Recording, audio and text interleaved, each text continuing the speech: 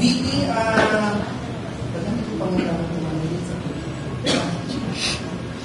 VP, yung statement mo na ayaw ng titigin mo, bobo na ang nasa administration.